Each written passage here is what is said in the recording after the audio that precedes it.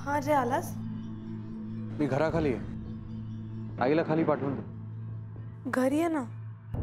मी घराखाली आहे नेहा, आईला पाठवून दे. ठीक आहे.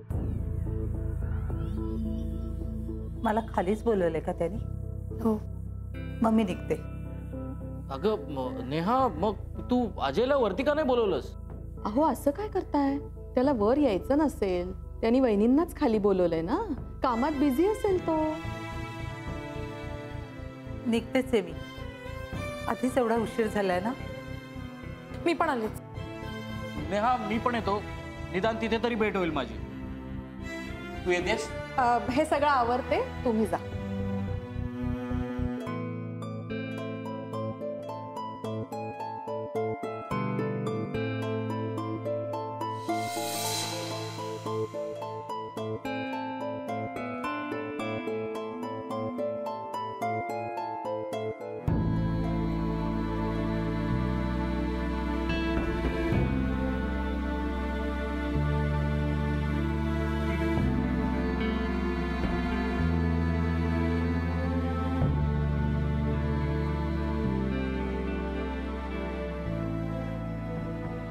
असा का दिसतोय?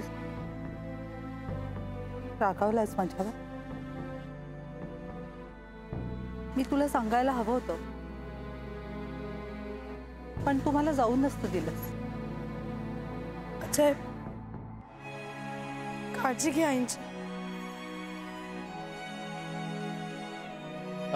अजय, अरे इथपर्यंत आला होतास तर आत यायचंस ना. तो आता नाही बोलायचा. रागावला की असाच गप्पा बसतो. अजय, वहिनींचं आणि नेहाच्या आईचं थोडं बोलणं झालं, पण आपण या विषयावरती नंतर बोलूया.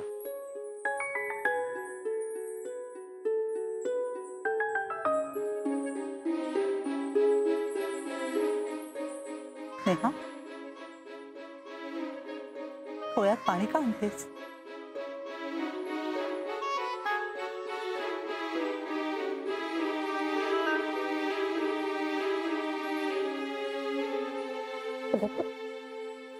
माझ्या परीने मी सगळे प्रयत्न केले.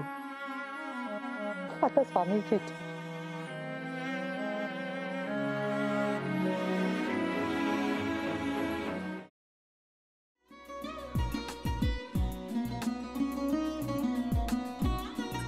लावू का? असाच लावू ना.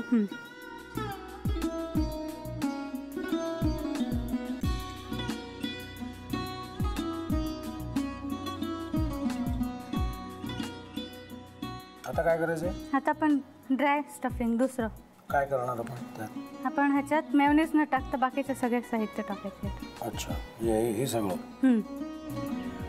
ऋतू, माझा तर विश्वासच बसत नाहीये.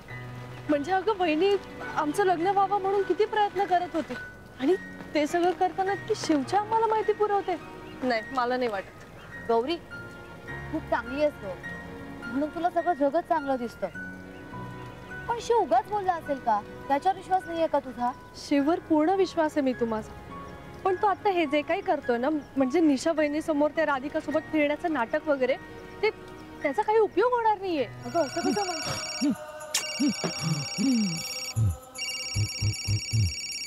अगं नीलिमा, जतीन भाईंचा कॉल आहे. हो माहितीये. रिसीव कर ना. अगं बघ, कट झाला. आता तू रिसीव केला नाहीस म्हणून ते मला करतील. अब पुन्हा आला बघ. घे बघू. पण हे एक ना एक दिवस घडणारच होतं. आता मला कळलं, तुम्ही 2 दिवस झाले काय सांगत होता ते. बनू हे संकेत असतात आणि हे ठरवून येत नसतात. मी बाहेर तुमची वाट बघते.